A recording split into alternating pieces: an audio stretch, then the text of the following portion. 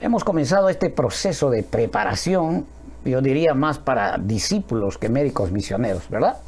Pero para que nuestra preparación sea eficiente, necesitamos mantener un balance, un equilibrio correcto, ¿no les parece? Entonces, una balanza es una herramienta muy práctica. Se utiliza para comprobar que el peso en ambos lados de los platos, vamos a decir así, sean el mismo. ¿No les parece? Así que aquí en esta imagen tenemos la Biblia y la ciencia. Sé que hay muchas personas que se han interesado mucho en los manuales, sobre todo los de salud, nutrigenética, bioquímica, inmunología, y hay una información fantástica. Sin embargo, si no mantenemos el balance y la balancita se inclina al lado incorrecto, vamos a tener problemas. ¿No les parece? Así que no hay forma de conocer el balance, como lo decía, correcto, a menos que utilicemos una herramienta de medición. Ahora, en el proceso de nuestra preparación, es necesario que nos alimentemos con información. Y los medios que disponemos provienen de dos fuentes totalmente distintas. No sé si habrán notado. Si bien es cierto que es muy necesario que nos familiaricemos con el funcionamiento biológico de nuestro organismo, y para obtener esta información, pues definitivamente tenemos que recurrir a los libros de ciencia, ¿no? Sobre todo a los que estamos muy interesados en la parte de la salud, vamos a recurrir a los libros de medicina humana. Sin embargo, tenemos que ser conscientes, que nuestras bases, nuestros fundamentos se encuentren, ¿dónde? En la palabra de Dios y el espíritu y profecía. No se deben encontrar, estas bases, estos fundamentos, no se deben sustentar en el conocimiento que nos proporciona la ciencia, la literatura médica, por ejemplo, porque es peligroso sentar nuestros fundamentos en ese lado de la balanza, porque definitivamente nos vamos a meter en problemas, y nos vamos a meter en problemas serios. Y ahora vamos a ver algunos aspectos de por qué. Ahora, si descuidamos los principios bíblicos, vamos a romper este balance que es tan necesario, y las cosas, como le decía, se van a complicar. Porque en este proceso, entre otros factores, tenemos una gran desventaja que a veces olvidamos. Obviamente que tenemos el Señor a nuestro lado, pero tenemos una desventaja que nunca debemos descuidar, y es muy grande, y es la presencia del enemigo de Dios, que sin duda va a sacar mucha ventaja de nuestra debilidad. Sí, va a sacar mucha ventaja. Así que, miren, esta noche quiero que recordemos un texto muy interesante que se encuentra registrado en el libro de Josué, ¿verdad? En el libro de Josué, capítulo 1, versículo 7, la versión es Reina Valera 1960, que el Señor le habla a este caballero, Josué, porque él queda a cargo de la conducción del pueblo que había atravesado el desierto y van a pasar el Jordán. Y el mismo Dios, Jehová de los ejércitos, le dice, solamente que esfuérzate y sé muy valiente para cuidar de hacer conforme a qué, a toda la ley que mi siervo Moisés te mandó. No te apartes de ella ni a diestra ni a siniestra, ni a la derecha ni a la izquierda. ¿Para qué? Para que seas prosperado en todas las cosas que emprendas. Estoy seguro que muchos de ustedes han escuchado este texto, pero a veces no es cuestión de escuchar.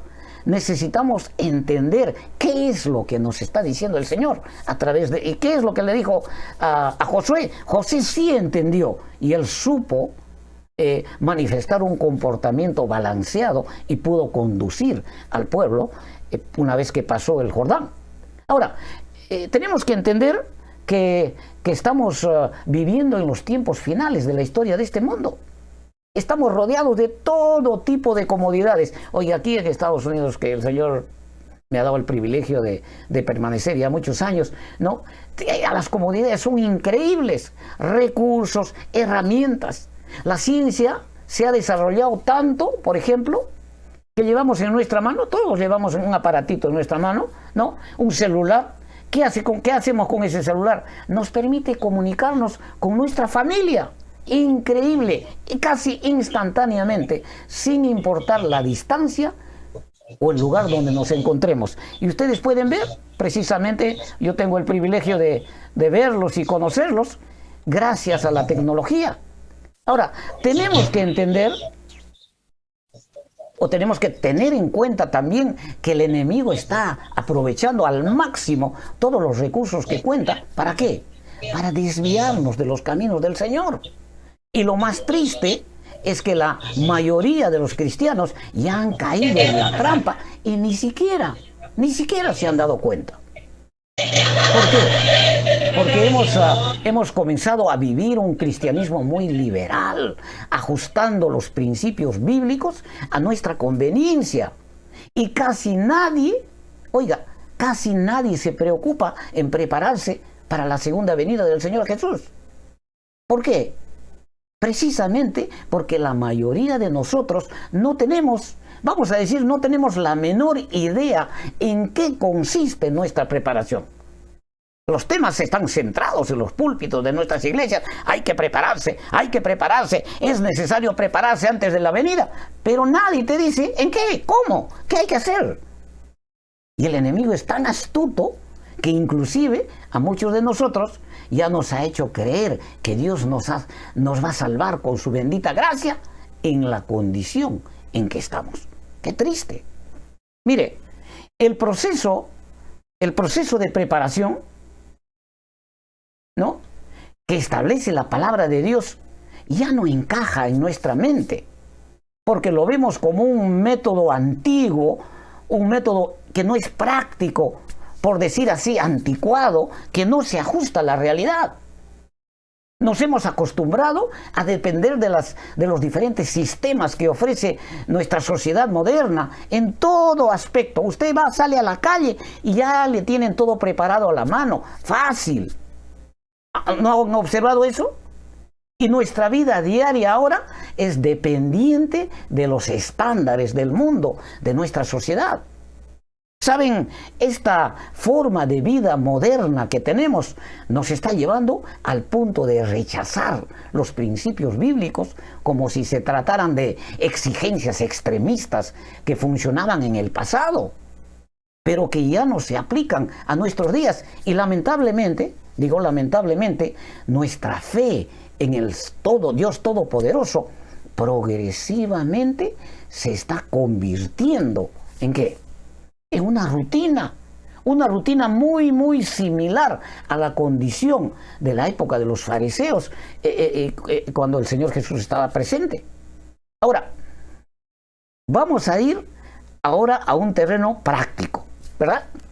Con eso ya más o menos hemos visto nuestra realidad. Veamos en forma práctica nuestra condición espiritual. ¿Qué le parece? ¿No le parece? Así que para poder ver nuestra condición espiritual, vamos a tener que abrir nuestro manual médico, nuestro texto bíblico. Así que vamos a abrir un texto que es muy, muy conocido por la mayoría. Sí, yo creo que este texto, sobre todo los adventistas, porque yo soy adventista del séptimo día desde los 12 años, ya tengo 67, así que no me diga, este texto lo escuché cuando tenía posiblemente 14, 15 años, y ya sabía ya. Juan 14:6. Jesús le dijo. ¿A quién le dijo? ¿Y por qué? ¿Qué escenario había? ¿Qué es lo que estaba sucediendo? Pero el Señor le dijo a un jovencito, lo miró a los ojos con cariño, con aprecio, con ternura, y le dice: oye, Tomás, yo soy el camino. ¿Te he enseñado? ¿Has visto? Durante el tiempo que hemos estado juntos, ¿te he demostrado? Sí, maestro. Entonces yo soy el camino, porque yo les he enseñado por dónde deben caminar, cómo deben caminar, cuáles son los principios. Pero no solo eso, el Señor Jesús le dice, yo soy la verdad. Y te dice, ¿te consta? ¿O hay algo que les haya enseñado que sea falso? No, yo soy la verdad. Y no solo eso, el Señor le dice, y la vida. ¿Han visto cómo los ciegos han abierto los ojos? ¿Cómo los paralíticos han caminado? ¿Han visto cómo he resucitado un muerto, Lázaro y otros? Sí, maestro. Y le sigue diciendo el Señor, y la vida, ¿no? Nadie viene al Padre si no es por mí. ¿No les parece que es un texto conocido? Lo han escuchado, me figuro, todos lo han escuchado. El Señor Jesús le dijo, yo soy el camino, la verdad y la vida. No olviden este texto, porque este texto vamos a hablar y aquí se van a sorprender, que van a haber algunas enseñanzas que tal vez nunca se les cruzó por la mente. Bien, ¿qué sucede con este texto? Número uno. Este es uno de los textos más conocidos y más predicados en el mundo cristiano. ¿Tienen ustedes idea de cuántos sermones se han hecho de este texto? Más conocido. ¿Qué cristiano no sabe que el Señor Jesús es el camino, la verdad y la vida? ¿Verdad? Interesante. Punto número 1. Punto número 2. Bueno, aquí vamos a complicar un poco las cosas. Este texto, mis queridos amigos, hermanos, este texto es uno de los textos menos entendidos por la mayoría de los adventistas del séptimo día. Digo, voy a los adventistas porque yo soy adventista y conozco a los adventistas. He ido a más de, en mis 50 años de adventista posiblemente he visitado más de 1000 iglesias en más de 40, 50 países del mundo, porque yo trabajo en aviación y mi trabajo me ha permitido viajar a todas partes. Yo no he tenido que pagar ni un centavo, pero sí he conocido iglesias, he vivido en países fuera de Perú, fuera de Estados Unidos. Pero entonces, número 1, es el texto más conocido, más predicado, pero número 2, es uno de los textos menos entendidos. ¿Qué les parece? Pero ahí no terminan las cosas. Ahora viene el número 3. Agárrense de la silla porque se van a caer. Este texto es uno de los textos más rechazados. Este es uno de los textos más rechazados por la mayoría de los adventistas del séptimo día y posiblemente por la mayoría de los cristianos. Y usted dirá, ¿cómo? A ver, ¿es el más conocido? ¿Es el menos entendido? Y es el más rechazado. Y usted dirá, ya veo la mente de alguno de mis hermanos. Y usted, ¿cómo voy a yo rechazar al Señor Jesús? Por favor, hermano. ¿Cómo puede usted pensar? ¿Cómo va a decir eso? Bueno, vamos a desempaquetar esto. Se está poniendo interesante, ¿verdad? Claro que sí. Se está poniendo muy interesante. Así que vamos a desempaquetar esto. Cuando el Señor Jesús le contesta de esta manera a Tomás, y vamos a ver qué es lo que sucedió. Uno de sus discípulos, el Señor Jesús no le está hablando a una persona desconocida, por si acaso. No está hablando a una persona que no conoce, que no conocía el Evangelio. Es alguien que había recibido el mejor entrenamiento del mundo. Sí. Tomás y los discípulos recibieron el mejor entrenamiento del mundo. ¿Por qué? Porque no existe nadie mejor que el Señor Jesús como maestro, como instructor. Qué privilegio que el Hijo de Dios, Dios encarnado en persona, estaba instruyendo, educando a estos jóvenes. Y este jovencito había recibido ese entrenamiento, así que no era un desconocido, porque este maestro hacía entender, vamos a decir, hasta el más bruto entendía. ¿Por qué? Porque el Espíritu Santo, a través del Señor Jesús, podía penetrar hasta lo más duro, hasta el corazón más duro, y hacerle entender, porque ese es el propósito del Evangelio, para que tú y yo decidamos entre obedecer y desobedecer. Necesitamos saber cuál es lo correcto y cuál es lo incorrecto, y eso es lo que hacía. Sin embargo, este personaje, siendo uno de los mejores alumnos de la historia de este mundo, le estaba cuestionando al Señor Jesús. Ahora, esta respuesta del Señor Jesús es amplia. Yo soy el camino, la verdad y la vida. Y a veces dice, bueno, ¿y eso cómo lo aplico yo en mi vida personal? ¿Cómo es que es el camino? ¿Cómo es que la verdad? ¿Cómo es que la vida? Miren, esta respuesta que el Señor Jesús le da a él y nos da a nosotros, cubre cualquier situación de nuestra vida.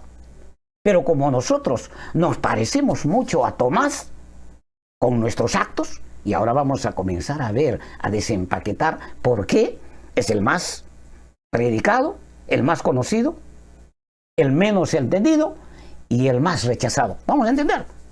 Así como Tomás, con nuestros actos ponemos en duda de la misma forma como lo hizo este discípulo. Pero bueno, para entender esto, vamos a leer el texto. ¿Qué les parece? Sí, vamos a ir a Juan 14, 1, 5 para ver cuál era el escenario. ¿Por qué el Señor Jesús le está diciendo esto a Tomás? El Señor está dando los últimos ajustes antes de su ascensión al cielo y le dice, no se turbe vuestro corazón.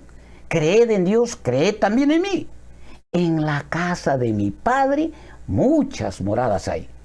Así pues, si no fuera, no hubiera dicho, voy a preparar lugar para vosotros. Y si me fuere y os prepararé el lugar, vendré otra vez y os tomaré a mí mismo para que donde yo esté, vosotros también estéis. ¡Qué maravilloso!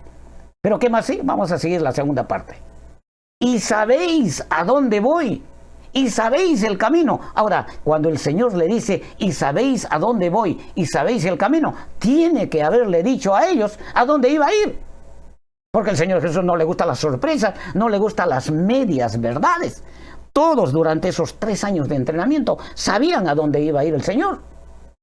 Pero este caballero Tomás, que se parece mucho a nosotros, le dice, Señor, no sabemos. ¿A dónde vas? ¿Cómo pues podemos saber el camino? Interesante, ¿verdad?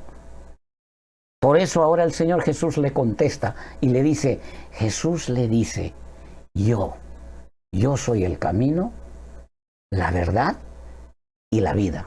Nadie viene al Padre si no es por mí. ¿Saben? Así como Tomás, la mayoría de nosotros siempre estamos buscando respuestas.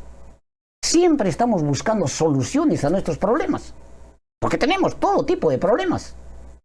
Y siempre estamos buscando la ayuda que necesitamos. Pero ¿saben cuál es el problema de nosotros?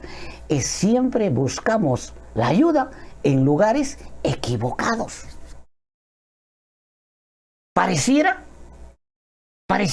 que nos encantara que las personas se aprovechen de nuestra inocencia. Y nuestras malas decisiones terminan generándonos dolor, mucho dolor, sufrimiento, enfermedad y muchas veces la muerte. Entonces yo diría, pero ¿por qué? ¿Por qué? Porque la mayoría de nosotros no conocemos cuál es el camino. Tampoco conocemos la verdad, menos conocemos la vida. En otras palabras, no conocemos al Señor Jesús. Sabemos quién es el Señor. Sabemos que es nuestro Dios, sabemos que es nuestro Redentor, pero no lo conocemos. No tenemos una relación lo suficientemente fuerte como para decir, Señor, yo te conozco, yo sé quién eres. ¿Por qué? Cuando enfrentamos un problema real en nuestra vida, y aquí vamos a comenzar a ver que nosotros somos los que rechazamos este tema. Cuando enfrentamos un problema real en nuestra vida, ¿cómo actuamos? Cuando usted tiene un problema real y se desespera, ¿cómo actúa? Como cualquier persona de este mundo. Porque es lo único que sabemos hacer, así hemos crecido, así nos han enseñado, así nos ha enseñado la sociedad. Ahora, para aclarar esto, ¿qué le parece si tomamos como ejemplo 3 escenarios que suceden cada día en nuestra vida. ¿Le parece? 3 escenarios. Primer escenario. ¿Qué les parece? A ver, vamos a ver acá. ¿Cómo reaccionamos frente a un problema económico? Imagínense una persona bien trabajadora, que ha trabajado mucho tiempo para formar su negocito, su empresa. Después de muchos años, después de mucho sudor en su frente, crece su pequeño capital, ¿verdad? Y tiene muy buenos ingresos económicos y que le permite vivir cómodo, su familia, tiene su casita, su carrito, tal vez sus comodidades, ¿no? Pero como en este mundo suceden las cosas que nosotros no podemos prever el futuro, repentinamente las cosas se complican y la empresita que estaba funcionando tan bien, de un momento a otro se pone al borde de la quiebra, de la bancarrota. Oiga, hermano, pero nosotros no queremos perder el fruto de nuestro sacrificio. Duele mucho perder todo, ¿no les parece?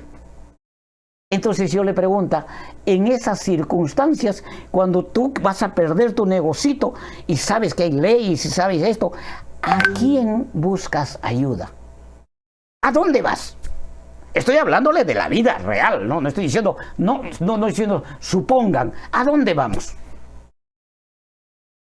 Lo normal es que tenemos que buscar ayuda a un asesor económico, un especialista, un abogado, alguien que sepa lo que debemos hacer, ¿sí o no? Claro, eso es lo normal, eso es lo que hacemos en la vida diaria. Oiga, ¿será que el Señor Jesús entienda algo de finanzas? No creo que conozca las leyes financieras de nuestros países, ¿verdad? Pero en la iglesia decimos que Él es el dueño del oro, de la plata, que Él es el dueño de todo lo que tenemos. Pero cuando se presenta un problema de esta naturaleza, brilla por su ausencia, porque es más seguro ir donde un asesor económico que nos ayude. Así que el Señor Jesús es el camino, la verdad y la vida, bien predicado en el púlpito. Nadie lo entiende y nosotros con esta actitud lo rechazamos. ¿Van entendiendo? Bueno, vamos al escenario número 2. Espero que esto se esté poniendo picante, ¿no? El escenario número 2. Aquí tenemos ¿Cómo reaccionamos frente a un problema de salud? La persona está feliz, contenta, ya tiene sus años, no tiene síntomas. Las enfermedades silenciosas son traicioneras. Y de repente, cuando las cosas se complican de un momento a otro y la vida se pone en peligro, ¿qué hacemos? ¿A dónde acudimos? 2 lugares inmediatos que acudimos. Si el asunto es una emergencia y tiene un paro al corazón, o se desmayó, o no puede respirar, o no sabemos qué hacer, ¿qué hacemos? En Estados Unidos agarras tu celular, mi nieta tiene 5 años y en la escuela ya le enseñaron que a los 5 años ya sabe marcar el 911. Llama al 911 o llama a una ambulancia. Sí, no, de una vez. Pero si el asunto no es tan grave como para llamar a una ambulancia, ¿no? Entonces, ¿a dónde acudimos? Pues acudimos a un centro médico, a un hospital de inmediato para solucionar el problema. ¿Sí o no? Esa es nuestra actitud. Así hemos aprendido a vivir.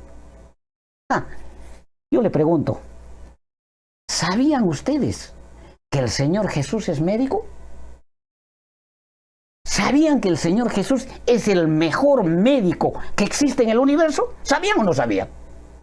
Por casualidad, ¿no habrán leído Mateo, Marcos, Lucas, Juan, donde el Señor Jesús, su ministerio, lo dedicó más tiempo a sanar enfermos? Abrir los ojos a los ciegos, levantar a los que estaban paralíticos, sanar a los leprosos, a las finales, a resucitar a los muertos.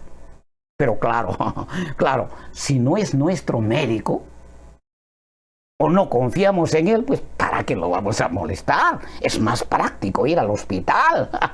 Cuesta plata, pero bueno, a la final le pedimos a él que nos mande más plata, ¿verdad? Yo soy el camino, la verdad y la vida.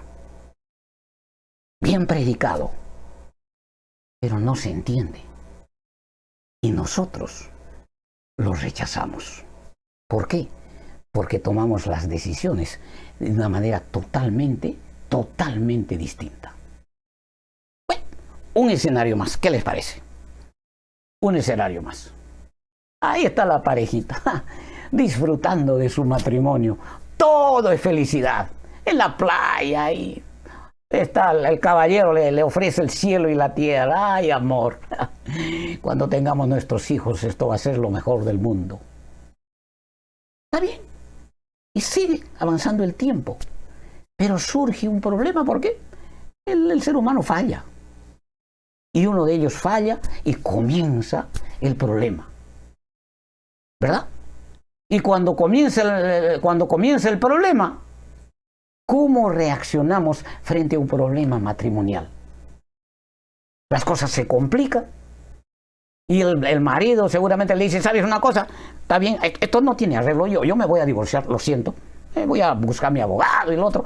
O la mujer dice, no, sinvergüenza, tú qué cosa crees, que a ti te voy a perdonar, etcétera, etcétera. ¿No es cierto? Y se complican las cosas. ¿Y cuál es la mira? El divorcio. Punto. Pero por ahí sale un familiar, el pastor, el anciano, un hermano de la iglesia y dice, por favor, tienen 2 niños jóvenes, reaccionen. Mire, ¿por qué no van a buscando ayuda? ¿No? ¿A dónde creen ustedes que esta pareja va a ir a buscar ayuda? ¿A dónde?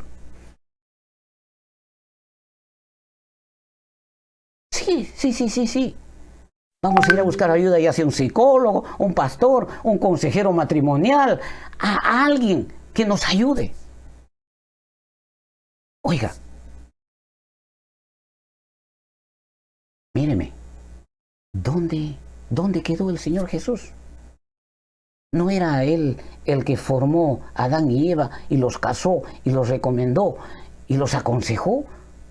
¿No es Él el que conoce el pasado, el presente y el futuro? ¿No es Él el que tiene la mejor posibilidad de orientar a una pareja? No, hermano, disculpe. Él no sabe de estas cosas, de matrimonio. Él es muy bueno cuando se trata de asuntos espirituales, pero en negocios, en salud, en enfermedad, en matrimonio. No, para eso nosotros tenemos nuestros asesores. El Señor Jesús es el camino, la verdad y la vida. Bien predicado en el púlpito. Nadie lo entiende. Y nosotros, con estas actitudes, lo rechazamos. ¿Saben? Cuando leemos un manual de medicina humana o cualquier otro manual, normalmente, el mundo nos ha enseñado a pensar así, a actuar así. Normalmente lo único que nos interesa es el contenido del libro. ¿Sí o no?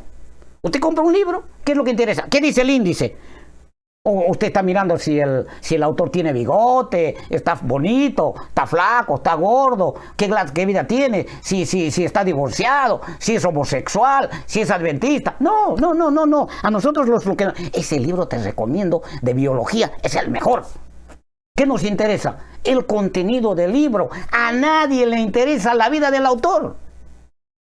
Tal vez por referencia podemos indagar sus antecedentes, su preparación académica, porque claro, queremos comprar un libro pues, de alguien que sea conocido, ¿no? En el mundo. Pero eso no significa que tengamos el deseo de entablar una relación de amistad personal con el autor del libro. Así que en nuestra vida diaria estamos acostumbrados a valorar el contenido de un libro. ¿Por qué? Por la información que nos proporciona, pero el autor no tiene ninguna relevancia, no importa. Es conocido, suficiente, pero la información está muy buena. Yo le pregunto ahora. Ahora yo le pregunto a usted. ¿Cómo miras tu Biblia cuando está en tus manos? ¿Qué es lo que más te impresiona? ¿Te impresiona más su contenido? ¿O te impresiona más el autor? ¿Te impresiona más la relación que puedes desarrollar con el autor de la Biblia? ¿Cómo miras la Biblia? Dependiendo de cómo mires la Biblia, ¿vas a entenderla o nunca la vas a entender? ¿Por qué? ¿Por qué le digo esto? Porque, mis amigos, mis hermanos, la Biblia no es un libro cualquiera. La Biblia es la palabra de Dios.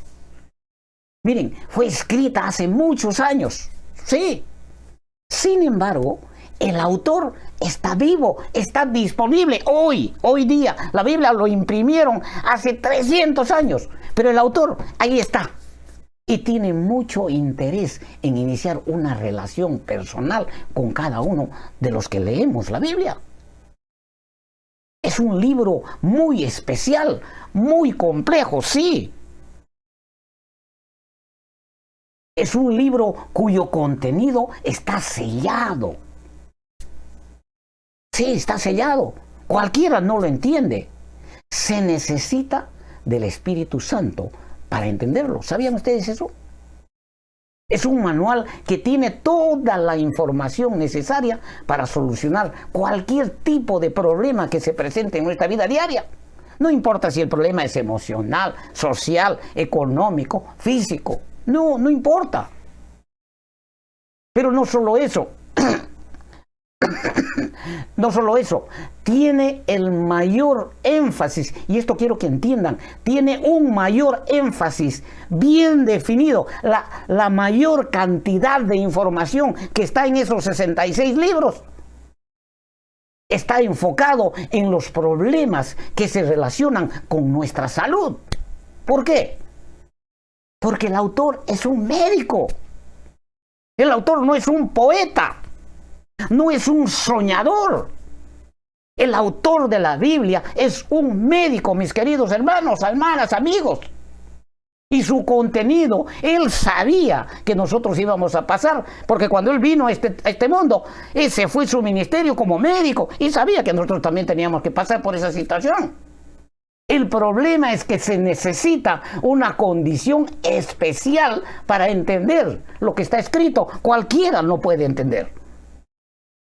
El autor de este manual, maravilloso libro, demanda que desarrollemos una condición única. ¿Y cuál es esa condición única que se llama? Percepción espiritual. Tú no puedes entender la Biblia si el Espíritu Santo no te enseña, no participa. No vas a entender. Pero ahora les he descrito, en una mano ustedes sostienen un manual médico y en la otra mano sostienen ustedes la Biblia. ¿Entienden la diferencia? En el manual mundano médico, a ti no te interesa el autor, lo que te interesa es el contenido.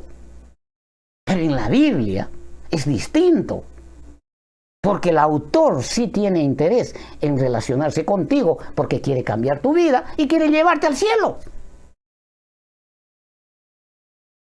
Ahora, ¿qué nos dice nuestro manual sobre la clase de personas que busca el Señor Jesús? Porque tenemos que entender eso. Aquí vemos al Señor, se desvía camino a Samaria, y ahí está en el pozo de Jacob hablando con la samaritana, ¿verdad? Y le pide agua y esto, y bueno, esto lo pueden ver en Juan capítulo 4, ahí está toda la historia, pero vamos a enfatizar qué dice nuestro manual sobre la clase de personas que busca el Señor Jesús. Él dice, mira, aquí te doy un manual, la mayor parte de información está escrito para que tú puedas solucionar cualquier problema de salud que tengas. Aquí está, detallado, pero no lo vas a entender a menos que uses al instructor que te he asignado para que te enseñe. Juan 4, 21 al 24. Ahí vamos a leer ese pasaje interesante. Jesús le dijo: mujer, créeme que la hora viene cuando ni en este monte ni en Jerusalén adoraréis al Padre. Vosotros adoráis lo que no sabéis. Parece que nos está diciendo a nosotros somos gentiles. Vosotros adoráis lo que no sabéis. Nosotros adoramos lo que sabemos, porque la salvación viene de los judíos. Pero aquí se pone más interesante. Mas la hora viene y ahora es. Aquí estoy yo presente. La hora viene y a la hora ya llegó. Cuando los verdaderos adoradores adorarán al Padre en espíritu y en verdad. Porque también el Padre tales adoradores busca que le adoren. ¿Qué tienes que ser? ¿Qué tenemos que ser para entender la Biblia? Perdón. Vamos a seguir. Estamos en el 22, 23. Mas la hora viene y ahora es cuando los verdaderos adoradores adorarán al Padre. ¿En qué? En espíritu y en verdad. Tenemos que ser personas espirituales. Tú quieres prepararte para ser discípulo, para ser médico misionero. Hay dos cosas. Si tú no prestas atención, si en tu balanza están los libros del mundo y la balanza se va para ese lado, cuando estudies te vas a volver enemigo de Dios. Tarde o temprano vas a ser enemigo. Por eso el Señor dice: mas la hora viene y ahora es cuando los verdaderos adoradores adorarán al Padre en espíritu y en verdad, porque también el Padre tales adoradores busca que le adoren. ¿Por qué? Porque Dios es espíritu y los que le adoran en espíritu y en verdad es necesario que le adoren. Entonces, ¿qué es lo que hace que una persona sea espiritual? Oiga, yo he ido a mi iglesia y a muchas iglesias. Esa hermanita ora media hora cada vez. Esa es bien espiritual. Ese hermanito, bien calladito, anda con su Biblia en el pecho. Ese es bien espiritual. Ese otro no, ese es palomilla. Ese no es espiritual. ¿De qué depende la espiritualidad? ¿Qué tengo que hacer para convertirme en una persona espiritual? Miren, para poder entender este aspecto, pues podemos discutir toda la noche, porque cada uno tenemos nuestro concepto de espiritualidad. Pero cuando llegaron a ser espirituales los discípulos de Cristo, porque tenemos que estudiar nuestro manual, pues. ¿Cuándo llegaron a ser espirituales los discípulos del Señor? Los discípulos eran personas jóvenes, tenían sus propios sueños, ¿o no? Claro que tenían sus sueños, tenían sus aspiraciones. Ahí el otro tenía su barquita y le gustaba la pesca, porque sabía que de ahí tenía que agarrar su platita, podía juntar su capital y podía casarse, ofrecerle a su mujer, al suegro, pues, porque si no también no le iban a entregar al dama, porque las costumbres eran raras allá, ¿no? Miren, aceptar el llamado del Señor Jesús para convertirse en uno de sus discípulos significa ¿qué? Renunciar a todas nuestras aspiraciones personales con un objetivo nuevo, distinto.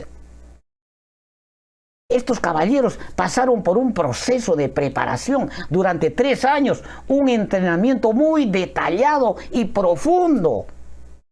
Y hay 2 cosas que ellos tuvieron que cumplir. Número 1, era necesario, vamos a ver acá, número 1, era necesario que sean adecuadamente instruidos en las doctrinas del Señor Jesús. Oiga, los discípulos no eran cualquiera, mediocres, a medio conocer el Evangelio. No, señores. Tenían el mejor instructor, por lo tanto ellos conocían las doctrinas del Señor Jesús. De otra manera, no se hubieran graduado. ¿Y cuál era la segunda condición? Era necesario que el carácter de cada uno de ellos sea transformado a un nivel de preparación que podían recibir el poder del Espíritu Santo, como sucedió en Jerusalén antes de salir para trabajar en su ministerio. pero tenían que reunir ciertas condiciones, ciertos requisitos. Y eso se logró gracias a la preparación que tuvieron con su maestro. Así que, amigos, hermanos, llegar a ser un discípulo de Cristo no es simplemente aceptar al Señor Jesús como nuestro Creador y Salvador. No, ese es el inicio de nuestra relación. Es el punto de partida de nuestra experiencia cristiana. El Señor Jesús nos recibe así como somos. Sucios, malos, groseros, mal hablados, locos, chiflados, enfermos. Así nos recibe. Pero después que nos recibe, ¿qué sucede? El bautismo, por ejemplo, es una manifestación pública de que cuando usted se bautiza, no se está yendo a remojar al agua, no. Lamentablemente ese es el bautismo moderno. Y ni siquiera le dicen por qué se está bautizando. Y el que se bautiza ni siquiera sabe lo que está pasando. El bautismo es una manifestación pública de la renuncia al yo. ¿Para qué? Para recibir una naturaleza nueva y comenzar, ¿qué? Una vida nueva. Decidir ser cristiano significa renunciar a nuestros intereses personales, nuestros sueños, nuestras ambiciones, iniciando una vida nueva, distinta, diferente a la que estamos acostumbrados. ¿Por qué? Porque el Señor tiene planes específicos para cada uno de nosotros. Antes de nuestro nacimiento, Él ya tenía planes para que nosotros disfrutemos de ese plan perfecto.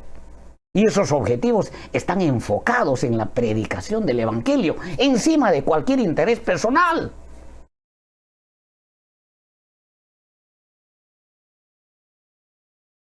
¿Dónde pasas más tiempo estudiando? 24 horas del día. Te has propuesto conocer el funcionamiento biológico. Perfecto, perfecto.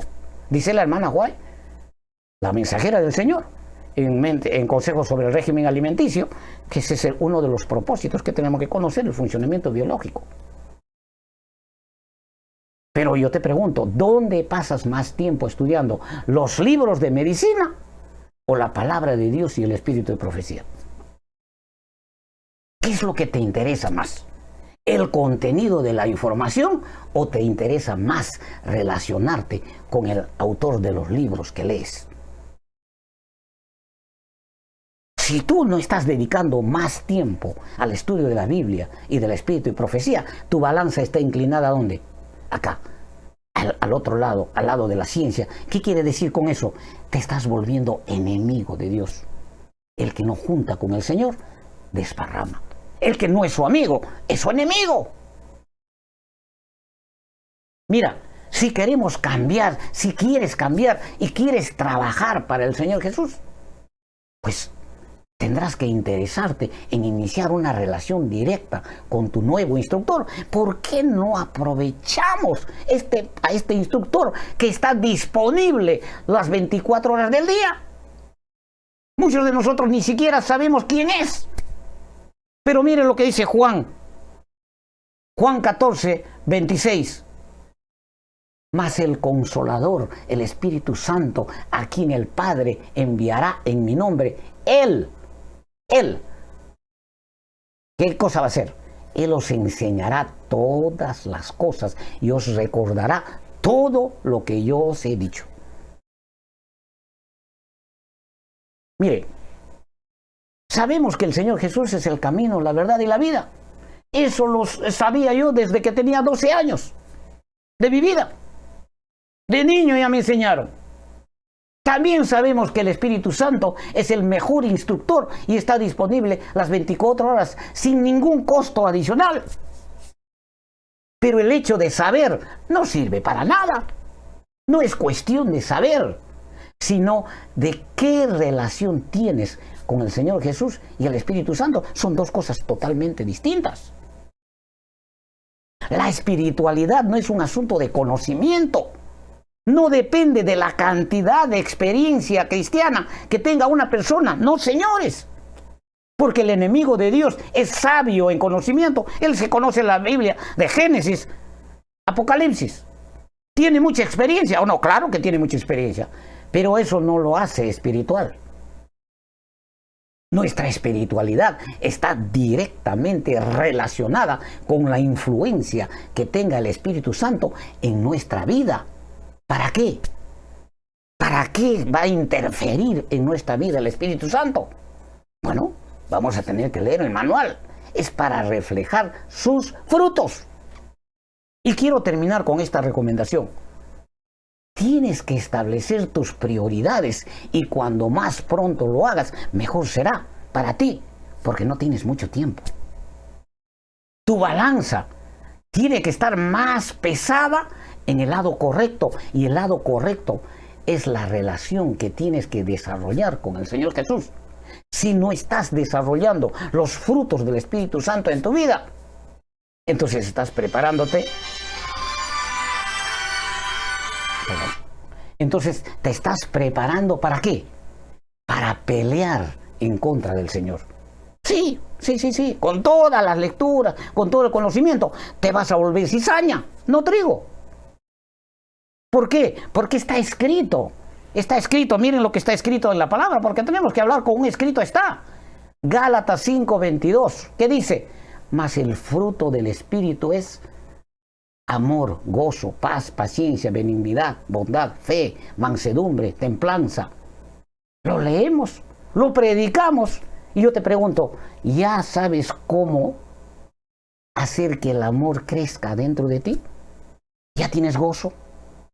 ¿Ya tienes paz? ¿Ya tienes, aunque sea un poquito de paciencia? ¿Eres bondadoso, misericordioso, benigno? No, hermano, todavía no. No eres espiritual, pues. Ni siquiera has nacido todavía. O si has nacido, ahí te estás muriendo, te estás secando. Pero no eres espiritual. Entonces, ¿quién es una persona espiritual? Una persona espiritual es aquella persona que manifiesta, que refleja los frutos del Espíritu Santo en su vida. Eso no es tan complicado de ver. Ese es un espiritual. El cristianismo, mis amigos, es como una profesión. Puede ser un cristiano mediocre. Y un cristiano mediocre, en la parábola que enseñó el Señor Jesús, se lo conoce como la cizaña. Y la cizaña es enemigo del Señor. Pero estás bautizado. Vas a la iglesia, ocupas tu cargo. Pero eres cizaña. ¿Quieres ser cizaña? O, de lo contrario, puedes llegar a ser un verdadero cristiano que se conoce como trigo. Eso lo tendrás que decidir pronto. Porque te repito, no tenemos mucho tiempo porque el carácter no se cambia de la noche a la mañana. Hay mucha gente que me ha dicho, no hermano, mira, si yo tengo un accidente, yo le pido al Señor que me perdone, confieso todo y yo sé que Él me va a salvar. ¿Y el carácter? ¿Vas a ir al cielo a robarle a la gente? ¿A qué vas a ir al cielo? Con una oración no se cambia el carácter, ¿eh? Por si acaso. Mire, Dios tiene poder para cambiarnos. Claro que sí. Pero respeta nuestra decisión. ¿Por qué respeta nuestra decisión? Porque nos ha dado libre albedrío desde la creación. Por eso no puede obligarnos a cambiar y no lo va a hacer nunca. A menos que nosotros voluntariamente renunciemos a nuestro yo y comencemos a vivir. Es tiempo de vivir una vida nueva. Tienes que abrir un ministerio. Tienes que dedicar tu tiempo, tus recursos para el Señor. Si no lo estás haciendo, no eres cristiano. El Señor no ha llamado gente para mantener. No somos mantenidos. El gobierno acá tal vez mantendrá a los ociosos, pero el Señor no mantiene ociosos. Necesita obreros. Los libros de ciencia del mundo tienen mucha información y son muy educativos. Pero si no pasas más tiempo estudiando la palabra de Dios y el espíritu de profecía, tarde o temprano te volverás enemigo de Dios. Espero que consideres esto seriamente. Vamos a pedirle al Espíritu Santo. Cada día tienes que pedirle que te fastidie, que no te deje dormir, hasta que tú sientas ese llamado y entiendas Que cuando el Señor Jesús dijo, yo soy el camino, la verdad y la vida, no simplemente lo dijo por decir, porque eso implica que cuando tienes cualquier problema en tu vida, Él está ahí. Y a Él es a quien primero debes recurrir, porque de Él depende la vida de la persona. No depende del hospital, del médico, de la ambulancia, ni de la medicina. De Él depende. El problema es que nosotros, como no es nuestro médico, como no confiamos en Él, pues tenemos que confiar en lo que tenemos. Que el Señor te bendiga.